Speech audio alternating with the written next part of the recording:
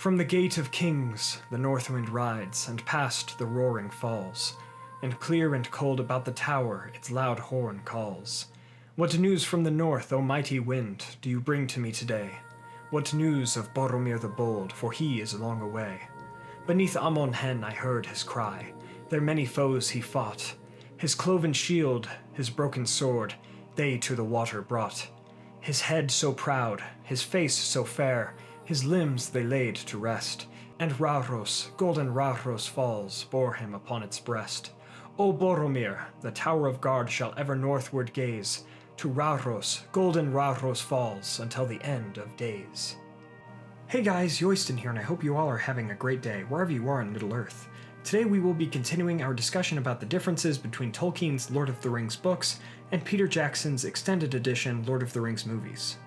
I'll link the beginning of this series in the description and cards above with the Fellowship of the Ring, as today we will start with the Two Towers. We will be discussing the major differences in the tales, and some of the things that one may have that the other may not. Finally, before we get started, I wanted to talk about some of the larger narrative-telling differences we get that will define how we move forward. In each Lord of the Rings novel, Tolkien splits the tale into two different books. Tolkien tells his story in the Two Towers by splitting the narrative of the three hunters, Merry and Pippin, Rohan, Gandalf, etc., into one of the 6 books that make up the Lord of the Rings series, and the Frodo, Sam, Gollum, Faramir, Ithilien, etc. story into the other book. This means that as one reads the Two Towers, the first half of the book is all following one set of characters and their stories, and the other half is following the other characters and their plotlines. And Tolkien continues to tell his story like this in The Return of the King, one half with one set and the other with the other. But we will do it as the movie does, and jump back and forth between the narrative of one set of characters and the other. Furthermore, the Two Towers book includes the tales of Shelob and Gandalf speaking to Saruman at Isengard, unlike the movie where those events are placed in The Return of the King. However, from what I can tell, the movies do follow the chronology of Tolkien's timeline, but not necessarily by the book's telling, as even though Shelob's lair is in the Two Towers book, it happens one day before the Siege of Minas Tirith, which takes place in the Return of the King book. So for continuity and coherency, I will do what the movies do in terms of how they discuss chapters and events.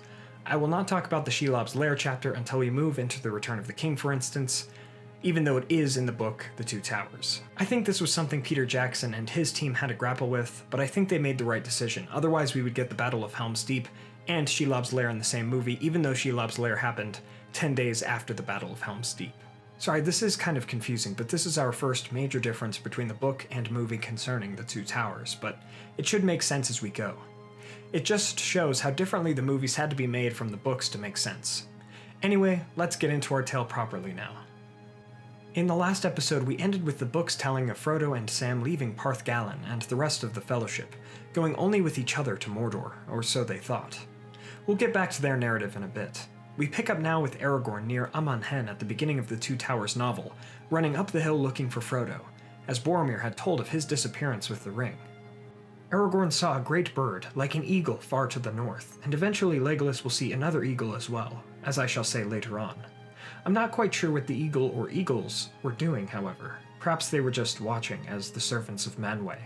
But it was not long before Aragorn heard the horn of Boromir sound, and he made haste towards it. He drew his sword and cried Elendil as he came through the trees. But when he got there, the man Boromir was sitting with his back against a tree, and many orcs were slain around him. His sword was broken, as was his horn, and he was filled with black feathered arrows. Boromir now confessed to Aragorn of trying to take the ring from Frodo, and he told Aragorn that the halflings had been taken by orcs, but he did not think that they were killed.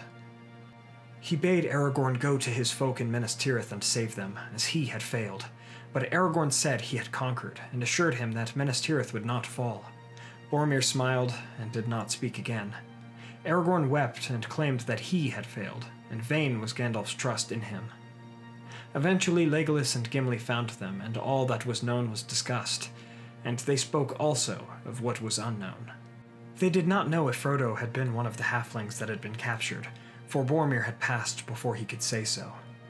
This is quite different from the movies where Aragorn bade Frodo leave and Sam went with him. The three friends investigated this scene and found 2 weapons of Westernesse, and Aragorn took them, hoping to give them back to his friends. Legolas collected arrows that he could find, for his quiver was empty, and the three had figured out that these orcs had come from Saruman. They then built a bier, and Legolas and Gimli retrieved the boats from Parth Galen, and found that one was missing. Aragorn said that he would look at the tracks when they got there, but for now the funeral boat of Boromir was constructed. And then they mourned Boromir, and Aragorn and Legolas sang a lament for him, and it spoke of the people of Gondor asking the different directions of the wind for news of Boromir, as he came not to their land. Gimli would sing nothing of the eastern wind, and Aragorn said that Minas Tirith must endure the east wind, and ask no tidings from it. From the clues left at the camp, they could discern that Frodo and Sam had taken the other boat to the eastern shore and were now headed towards the Emyn Wheel. The three saw their choices in front of them, and ultimately they would let Frodo and Sam go, and not abandon Merry and Pippin. Thus they became the three hunters, and went west into Rohan. Now turning our attention towards the movie, the film starts with Gandalf falling and fighting the Balrog, and then we come to Frodo and Sam being lost in the Emyn Wheel. The characters and their journey are re-established, and we come to find that they are not alone. Smeagol then attempts to ambush them in the night, and take the ring from Frodo, but the hobbits are aware and they capture Gollum. Gollum makes a promise on the One Ring to help them reach Mordor and the Black Gate, and thus their combined adventure begins. The movie then shifts to show us Merry and Pippin as the orcs hurry them across the plains of Rohan, and the orcs pick up the scent of man-flesh as the three hunters approach. Pippin drops his leaf of Lorien as a sign of their passage. And then we get that famous line from Legolas, they're taking the hobbits to Isengard, as the three come into Rohan. This leads to re-establishing scenes of the White Wizard Saruman, who is the main antagonist for this set of characters in the film, and his connection to Sauron, the overall villain. Then we see the state of Rohan and its folk, as people are being raided by Saruman's forces, and Prince Theodred was nearly slain at the fords of Isen, and is recovered by his cousin Éomer. Theodred is brought back to Edoras, and we meet Éowyn, Éomer's sister, Theoden King, and Grima Wormtongue, who has control over the king's mind. The movie actually outlines the events and actions of Saruman and the state of Rohan more clearly than the book does, as we only later hear about news concerning the death of Theodred and tell of the decline of Rohan until our heroes actually begin to see the fall for themselves. Éomer is eventually banished, and his riders meet up with the three hunters after destroying Saruman's Uruk-hai, and nearly killing the hobbits Merry and Pippin, who went on to escape into the Fangorn forest. We will talk more about these scenes with Merry and Pippin at the beginning of the next episode of this series. Éomer and the three hunters make acquaintance, and the three are given horses named Elrod and Hasufel from the Rohirrim. Aragorn, Legolas, and Gimli come to the great mound of bodies that were piled and were burning, and they found signs of Merry and Pippin's escape from Doom into the Fangorn forest. Now let's turn our attention to the book and see how these events played out therein. Concerning first Frodo and Sam, their events in the Emyn Wheel happen in a very similar fashion, but as it usually goes, with much more detail. They're struggling to get through the Emyn Wheel, but they seem to have more of a path in mind than they do in the movies, although their path is very treacherous. They also eat lembas, as do their movie counterparts. However, the interesting things here are the more in-depth characterizations that we get in this chapter about Frodo and Sam.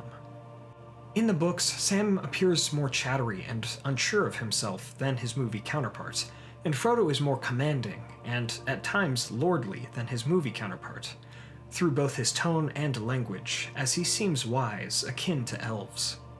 We see these personalities as they climb terrible and difficult paths in the Emyn Wheel, and we especially see it in the taming of Smeagol. The two hobbits spring a trap of capturing on Gollum, and we get more details of how it unfolds. Then Gollum was leashed with the elven rope, and it burned and froze him, as it does in the movie. And Frodo finds pity for him, remembering the words of Gandalf, and says that he will take the rope off of Gollum if he can make a promise that Frodo can trust. Gollum swears on the One Ring, but Frodo says no, as Gollum wishes to see and touch the ring if he can. No, Gollum should swear by the One Ring, if he would. Again, this is very telling of Frodo's character, and it seems to Sam that Frodo grew and Gollum shrunk. After all of this, they leave the Emyn Wheel and head for the Dead Marshes. As for the three hunters, they go across Rohan looking for their friends after Aragorn laments having to turn away from Gondor in poetry. As they began the chase, Legolas looked north and saw an eagle, which he only with the eyes of his kind could see at this point. Due to the tracking skills of Aragorn, they find the leaf of Lorien dropped by Pippin, and they knew that they were on the right track, and that Pippin yet lived. The chapter called The Uruk-hai talks more about how Pippin dropped the Leaf of Lorien, but we will talk more about it in the next episode of this series. Unfortunately, the companions would find that rest would be necessary, so they would not miss any signs of their friends, nor be led astray in the darkness without the moon. The company was split on this decision, for the desire to keep the pursuit was within them, but that was their conclusion as they followed Aragorn. They too ate lembas and were thankful for it. They would continue forth, even through a red dawn, when Legolas knew something strange awaited them. The true differences here between the book and movie is that here we get more details and characterizations of these three, and even some more information about their kindreds, such as the sleep of elves being open-eyed, even as they might walk. Eventually, Aragorn would listen upon the ground and notice many riders. He would hail them, and they would be Éomer's band, after they had decimated the orc group that had passed through this land, but before the riders returned to Edoras. In this version, he was not banished, nor would he be later in the tale. Rather, Éomer would be arrested and held by Wormtongue in Edoras later. Anyway, the three hunters meet the riders, and there is hostility at first, especially because Éomer speaks falsely and of evil tidings about Galadriel, and Gimli speaks against him, and Legolas comes to Gimli's aid. If not for the tact of Aragorn, things would have gone ill. Now, this conversation is quite inspiring in the book, and I will summarize many of the larger points here, but I implore you all to read it, as it is quite different from the conversation we get in the movie. It is one of the first times we see Aragorn alike to one of the kings of old, after he shows Éomer Andúril, Narsil reforged. Alike to how Sam describes Frodo in their chapter, it seemed that Aragorn had grown in stature, while Éomer had shrunk. Éomer was taken aback, and he comes to respect Aragorn. The guard is eventually let down, and Éomer speaks further with the three hunters away from his Eorid. Then Aragorn speaks of many things, such as the fall of Gandalf, the return of Shadowfax to Rohan, the fall of Boromir, etc. Éomer calls Strider too poor a name for Aragorn, and he calls him Wingfoot, and is heartened by the heir of Elendil. Then Éomer speaks of Aragorn's halfling friends, and that there is little hope for them, and that he should wish to have Aragorn's aid. Éomer talks of the state of Rohan, and Aragorn says that he has been to Rohan before in a different guise. Ultimately, Éomer says that after their venture, Aragorn and his friends must go to Edoras and Meduseld, and prove to Theoden that Éomer did not misjudge them. He gives them Hasofel and Arod here also, and Éomer wishes them speed, and that their swords should thereafter shine together. Gimli said that he would teach Éomer gentler speech concerning the Lady of Lorien also, and Éomer said that they shall see. After this they parted, and the three hunters went to the place where Éomer's folk had slain the Uruk-hai to look for their friends Merry and Pippin. They made their way to the burning site. We read of a place where 15 spears were planted to remember the fallen Rohirrim. The three could not find much, and hope began to elude them, as it does in the movie. Gimli and Legolas spoke of Gandalf's choice for Merry and Pippin to come, even though Elrond was against it. They decided to make camp near there for the night, but Aragorn knew of the forest, and Celeborn had warned them not to go too far into it. So they cut no living branch and made a fire. Then there is some discussion and rest between the friends before an old bent man came to them, leaning on a staff and wrapped in a great cloak with a wide-brimmed hat. He said nothing to them, even though Aragorn invited him to sit near the fire. He left, and the horses Arod and Hasofel also escaped. It was a curious encounter, as Gimli thought he had seen Saruman, but there was doubt to this as well, for Saruman wore a hood, not a hat.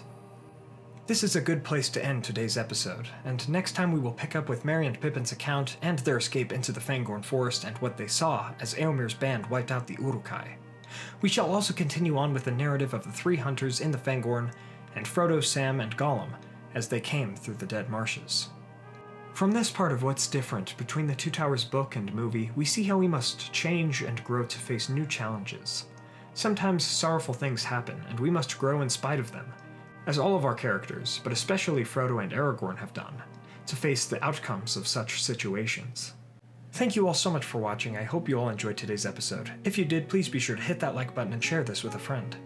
What are your thoughts on the aforementioned differences between the Two Towers book and movie? Let me know in the comments below. Please check out the book and movie for more information, as these videos do not cover all of the differences between the two, only some of the major ones. Again, I think both the books and movies do a fantastic job of telling the story, but in their own ways.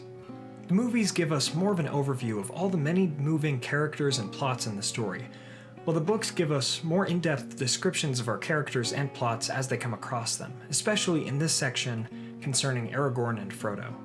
Please let me know any thoughts, questions, additions, and corrections in the comments below. Also, please don't forget to check out our music channel, Facebook, Twitter, merch, and Patreon for our podcast and Discord server in the description below. A huge thank you and shout out to our Valar tier patrons on Patreon, Adrian De La Tour, Chris Ortner, and Marseille. Thank you guys, it means so much to me. Standing Stone Games, the company that runs the Lord of the Rings Online, is still raising money through November 15th to help children's hospitals through Extra Life, so please check that out. It would mean a lot to me. A link for that is in the description below. Finally, don't forget to subscribe and hit that bell button to join the Men of the West and all of the Free Peoples today. My friends, I will be taking next week off, but I will see you in 2 weeks, on November 24th, with a video on the special food, drinks, and halflings leaf of Middle-earth. Everyone, as always, thank you all so much for joining me on this adventure. Until the next one, my great friends.